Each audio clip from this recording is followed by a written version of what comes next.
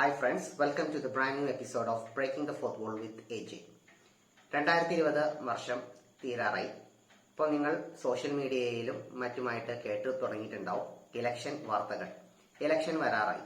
ഇതിനോടൊപ്പം തന്നെ US election കൊടുമ്പിരി കൊണ്ടിരിക്കുകയാണ്. നമ്മുടെ മൊത്തത്തിലുള്ള ജീവിത സാഹചര്യത്തിനെ അട്ടിമറിക്കാൻ പാകത്തിലുള്ള ഒരു സംഭവം തന്നെയാണ് ഇലക്ഷൻ. അപ്പോൾ ഈ ഇലക്ഷന്റെ ആശയത്തെ അനുബന്ധിച്ചുകൊണ്ട് ഞാൻ നിങ്ങൾക്കായി തിരഞ്ഞെടുത്തിരിക്കുന്നത് ഒരു ഇലക്ഷൻ സംബന്ധിച്ചിട്ടൊരു സിനിമയാണ്. And the movie name is Campaign. 2012 Jay Roach direct ചെയ്ത ക്യാമ്പയിൻ ഒരു ആക്ഷേപഹാസ്യ സിനിമയാണ്. ഇലക്ഷനും അതിനോടനുബന്ധിച്ചിട്ടുള്ള കറപ്ഷൻ, ഈ ഇലക്ഷൻ നടത്തുന്നതിൽ ഓരോ സ്ഥാനാർത്ഥിമാരെടുക്കുന്ന നിലപാടുകൾ, ഇതെല്ലാം നമുക്ക് പൊതുവെ കണ്ടറിയാവുന്ന കാര്യങ്ങളെ വളരെ അധികം തമാശ രൂപേണ അവതരിപ്പിച്ചിട്ടിരിക്കുന്ന ഒരു സിനിമയാണ് ക്യാമ്പയിൻ. ഇതിനെക്കുറിച്ച് അധികം ദീർഘിപ്പിക്കുന്നില്ല. Let's break the fourth wall. Synopsis. United സ്റ്റേറ്റ്സിലെ നോർത്ത് കാരോളൈന എന്ന സ്റ്റേറ്റില് 14ാമത്തെ district, it's a fictional district, അവിടെ ഇലക്ഷൻ അടുത്തിരിക്കുകയാണ്. തുടർച്ചയായി വിജയിച്ചുകൊണ്ടിരിക്കുന്ന ഒരു സ്ഥാനാർത്ഥിയാണ് കാം ബ്രേഡി. ഈ കാം ബ്രേഡി അടുത്ത ഒരു ഇലക്ഷൻ ഫേസ് ചെയ്ത് നിൽക്കുകയാണ്. ഉറപ്പായ ഒരു സീറ്റ് ആയിരിക്കെ കാം ബ്രേഡി തന്റെ സപ്പോർട്ടേഴ്സിലുള്ള ഒരു യുവതിയുമായിട്ട് ഒരു അഫെയർ ഉണ്ടാവുകയും ആ അഫെയറില് ആ യുവതിക്ക് അയക്കുന്ന വളരെ ക്രൂഡായിട്ടുള്ള ഒരു ടെലിഫോൺ സംഭാഷണം എന്താ പറയുക, ഒരു ഓർത്തഡോക്സ് ക്രിസ്ത്യൻ ഫാമിലിയുടെ ആൻസറിംഗ് മെഷീനിൽ ചെല്ലുന്നു. അല്ലെങ്കിൽ ഈ മെസ്സേജ് പുറത്തായതും കാം ബ്രേഡിയുടെ മൊത്തത്തിലുള്ള റെപ്യൂട്ടേഷൻ തകർന്നു പോവുകയാണ്. ഇലക്ഷനിൽ കാം ബ്രേഡി ജയിക്കുമോ എന്നുള്ളൊരു സംശയം നിൽക്കുമ്പോൾ കാം ബ്രേഡിയെ പോലെയുള്ള ആൾക്കാരെ സ്പോൺസർ ചെയ്യുന്ന വളരെ കറപ്റ്റഡും സെൽഫ് സെന്റേർഡുമായിട്ടുള്ള ഒരു കോർപ്പറേറ്റ് ഭീമനായ മോച്ച് ബ്രദേഴ്സ് കാം ബ്രേഡിയിലേക്കുള്ള സപ്പോർട്ട് പിൻവലിച്ചിട്ട് പുതിയൊരാളെ നിയോഗിക്കുന്നു. ഇതേ സ്റ്റേറ്റിൽ തന്നെ ഒരു ടൂറിസ്റ്റ് ഓപ്പറേറ്റർ ആയിട്ട് നിൽക്കുന്ന മാർട്ടി ഹിഗിൻസ് എന്ന് പറയുന്ന ഒരു പാവത്താനെയാണ് ഇവർ തിരഞ്ഞെടുക്കുന്നത്. ഇദ്ദേഹത്തിനെ മുന്നിൽ നിർത്തിക്കൊണ്ട് കാം ബ്രേഡിക്കെതിരെ ഒരു ഇലക്ഷൻ പോര് നടത്താൻ ഒരു ശ്രമം. കാം ബ്രേഡി റെപ്രസെന്റ് ചെയ്യുന്നത് ഡെമോക്രാറ്റിക് ആണെങ്കിൽ അതിനെതിരെ നിർത്തുവാൻ വേണ്ടി മാർട്ടിൻ ഹിഗിൻസിനെ നിർത്തുന്നത് റിപ്പബ്ലിക്കൻ പാർട്ടിയുടെ മുന്നിലാണ്. സപ്പോർട്ട് ചെയ്തിരിക്കുന്നത് മോച്ച് ബ്രദേഴ്സും.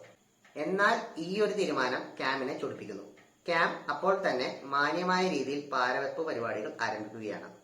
വളരെ ഹെൽത്തി ആയിട്ടുള്ള ഒരു കോമ്പറ്റീഷൻ, ഒരു ഇലക്ഷൻ പ്രതീക്ഷിച്ചു വന്ന മാർട്ടിൻ ഹിഗിൻസിനെ പരസ്യമായി കളിയാക്കിക്കൊണ്ട് ഒരു വീഡിയോ ഇറക്കി നാണം കെടുത്തി മാറ്റി. മാർട്ടിൻ ഹിഗിൻസിനും അതേസമയം മാർട്ടിനെ ബാക്ക് ചെയ്യുന്ന മോച്ച് ബ്രദേഴ്സിനും ഒരേ സമയം വിറപ്പിക്കുന്നു. ഇതിൽ ക്ഷുഭിതരായ മോച്ച് ബ്രദേഴ്സ് ഉടനെ തന്നെ മാർട്ടിൻ ഹിഗിൻസിന്റെ ക്യാമ്പയിൻ മാനേജറായിട്ട് വളരെ നിഗൂഢമായ സ്വഭാവമുള്ള ടിം വോട്ട്ലി എന്ന് പറയുന്ന ഒരു ആളെ ഏൽപ്പിക്കുന്നു.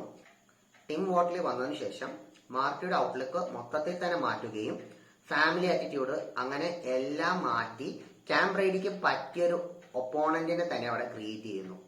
അവിടെ മുതൽ ഇവർ തമ്മിലൊരു മത്സരബുദ്ധിയോടുകൂടി മുന്നോട്ട് പോകുന്നതും ഇവർക്കിടയിലുള്ള ഓരോ പൊളിറ്റിക്കൽ ട്രിക്സും അല്ലെങ്കിൽ മീഡിയയെ എങ്ങനെ ഇവർ വളച്ചൊടിച്ച് ജനസമ്മതി എങ്ങനെ നേടുന്നു എന്നുള്ളത് നർമ്മരൂപത്തിൽ അവതരിപ്പിച്ചിരിക്കുകയാണ് സിനിമയുടെ ബാക്കിയുള്ളത്.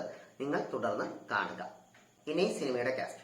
സിനിമയിലെ പ്രധാന നായകന്മാരായ കാം ബ്രേഡി ആയിട്ട് വന്നിരിക്കുന്നത് കോമിക് ഐക്കോൺ വിൽ ഫെറൽ ആണ്. കാം ബ്രേഡിയുടെ എതിർ സ്ഥാനാർത്ഥിയായ മാർട്ടിൻ ഹിഗിൻസിനെ അവതരിപ്പിച്ചിരിക്കുന്നത് അനദർ കോമിക് ഐക്കണായ സാക് ഗാൽഫിനാക്കിസും. ഇവരുടെ സ്പോൺസേഴ്സ് ആയ കോർപ്പറേറ്റ് ഭീമൻ മോച്ച് ബ്രദേഴ്സ്, ഇതിലെ എൽഡർ ബ്രദറായ ഗ്ലെൻ മോച്ച് ആയി ഡാൻ ഐക്രോയിഡും വെയ്റ്റ് മോച്ച് ആയി ജോൺ ലിത്ഗവും വരുന്നു.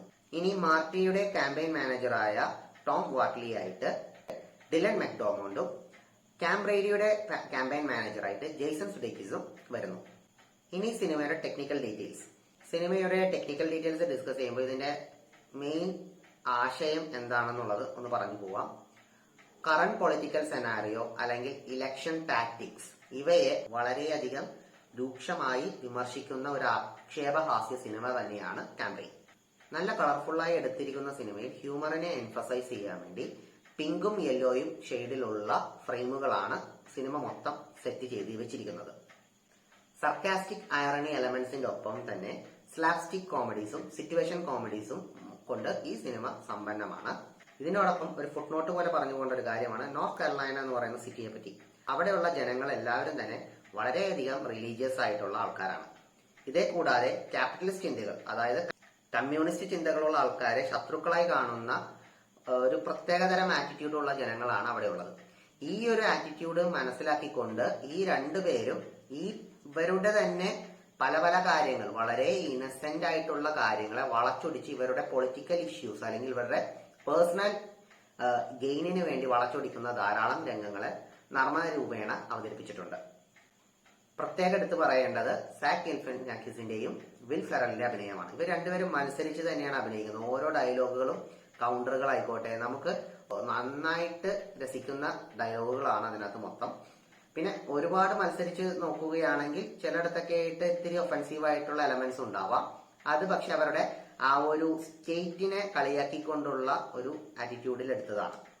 ക്രൂഡ് ഹ്യൂമറിനോടൊപ്പം വൾഗർ ഡയലോഗ്സും അടങ്ങിയതിനാൽ the movies prefer to more mature and adult audience. പക്ഷെ ഇതിന്റെ സെൻസർഡ് വേർഷൻ അവൈലബിൾ ആണ്. So everyone could enjoy that movie. Let see the critical response for this movie. Actually സിനിമയിൽ പറയുന്നത് പോലെ സ്ഥാനാർത്ഥികളെ ജയിപ്പിക്കുന്നത് ജനങ്ങളല്ല, കോർപ്പറേറ്റുകളാണ്. ജനങ്ങൾ വിഡ്ഢികളായ ഒരു മാധ്യമം മാത്രം. സിനിമയിലെ പല രംഗങ്ങളും, പ്രത്യേകിച്ച് അവസാന രംഗങ്ങളിൽ പോലും ജനങ്ങളുടെ ചോയ്സ് ആയിട്ടല്ല, അവിടെ പോലും ഇലക്ഷൻ അട്ടിമറിക്കുന്ന രംഗങ്ങൾ നമുക്ക് കാണാൻ സാധിക്കും. അതെല്ലാം കണ്ടു കഴിയുമ്പോൾ നിങ്ങൾക്ക് ചില ആനുകാലിക പ്രസക്തിയുള്ള സംഭവവുമായി ബന്ധമില്ലേ എന്ന് വരെ തോന്നിപ്പോകാം. കറന്റ് പൊളിറ്റിക്കൽ സെനാരിയോ, സ്പെഷ്യലായിട്ട് നമ്മുടെ ഇന്ത്യൻ പൊളിറ്റിക്കൽ സെനാരിയോ വെച്ച് നോക്കിക്കഴിഞ്ഞാൽ the ruling party is sponsored by particular corporate giant and ironically speaking the brand is famous for the two brothers. ഈ സിനിമയിൽ ആ ഒരു സിറ്റുവേഷൻ അല്ല എടുത്തിരിക്കുന്നത്. അമേരിക്കയിൽ തന്നെയുള്ള one of the huge corporate, അതായത് കോച്ച് ഇൻഡസ്ട്രീസ് നടത്തിക്കൊണ്ടു പോകുന്ന കോച്ച് ബ്രദേഴ്സിനെ അസോസിയേറ്റ് ചെയ്തുകൊണ്ടാണ് ഇവിടെ മോച്ച് ബ്രദേഴ്സ് എന്ന് പറയുന്ന ഒരു ഫിക്ഷണൽ ഗ്രൂപ്പിനെ സൃഷ്ടിച്ചിരിക്കുന്നത്. അവർക്കാണെങ്കിൽ energy, oil and petrol, plastics തുടങ്ങി ഉപ്പ് മുതൽ കർപ്പൂരം വരെയുള്ള സകല പ്രൊഡക്ഷൻസും ഇവരുടെ കീഴിലാണ് ഉള്ളത്. അതിനാൽ തന്നെ സ്വതാല്പര്യങ്ങൾക്കായി ഇലക്ഷൻ റിസൾട്ട്സ് അട്ടിമറിക്കുന്ന രംഗങ്ങൾ പോലും നമുക്ക് ഈ സിനിമയിൽ കാണാൻ സാധിക്കും. ഇത്രയും പറഞ്ഞിട്ടുണ്ടെങ്കിലും സിനിമയുടെ അവസാനം വളരെ ഹോപ്പ്ഫുൾ ആയിട്ടുള്ള ഒരു മെസ്സേജ് ആണ് കൊടുക്കുന്നത്. കാം ബ്രേഡിയും മാർട്ടി ഹിഗൻസും ഒരേപോലെ തന്നെ പ്രവർത്തിച്ച് ഈ മോച്ച് ബ്രദേഴ്സിനെ എതിരെ തെളിവുകൾ നടത്തുകയും അവർക്കെതിരെ അന്വേഷണം നടത്തി കോടതിയിൽ കൊണ്ടുവരികയും ചെയ്യുന്നു. എന്നാൽ നിയമത്തിലെ പല പല പഴുതുകളും നോക്കി വെച്ചിട്ട് ഇവര് നൈസായിട്ട് രക്ഷപ്പെടുന്നുണ്ട്. എന്നാൽ അതിനേക്കാൾ രസം എന്താണെന്ന് വെച്ച് കഴിഞ്ഞാൽ justice department still find them guilty on a very ridiculous case. അതെന്താണെന്നുള്ളത് നിങ്ങൾ സിനിമ കണ്ടു കഴിയുമ്പോൾ മനസ്സിലാകുന്നതാണ്. ഇനി ഈ സിനിമയോട് അസോസിയേറ്റ് ചെയ്ത് ഒരു കാര്യം കൂടി പറഞ്ഞ് ഇത് അവസാനിപ്പിക്കുകയാണ്. ഇതിനകത്തുള്ള ഇലക്ഷൻ ടാക്ടിക്സ്, ക്യാമ്പയിൻ ടെക്നിക്കുകൾ, ഇതെല്ലാം തന്നെ ഒരു മലയാള സിനിമയിൽ എടുത്തിട്ടുണ്ട്. മോഹൻലാൽ അഭിനയിച്ച് 2014 പുറത്തു വന്ന പെരിച്ചാഴി എന്ന സിനിമ. സിമിലർലി ഇവര് ഒരു ക്യാമ്പയിൻ മാനേജറിനെ സപ്പോർട്ട് ചെയ്യാൻ വേണ്ടി US-ലേക്ക് പോകുന്നതാണ് സിനിമയിൽ പറയുന്നതെങ്കിലും അതിനകത്തുള്ള ഇലക്ഷൻ അട്ടിമറിക്കുന്ന രംഗങ്ങളും അവസാനത്തുള്ള ട്വിസ്റ്റും ചൈനീസ് കണക്ഷൻസ് എല്ലാം തന്നെ ഈ സിനിമയെ വളരെയധികം ബന്ധപ്പെട്ട് ഇരിക്കുന്നു. So my advice for you is this: watch this movie. This movie will change your perspective, and the perspective will influence the forthcoming election. So make your choice better. Thank you.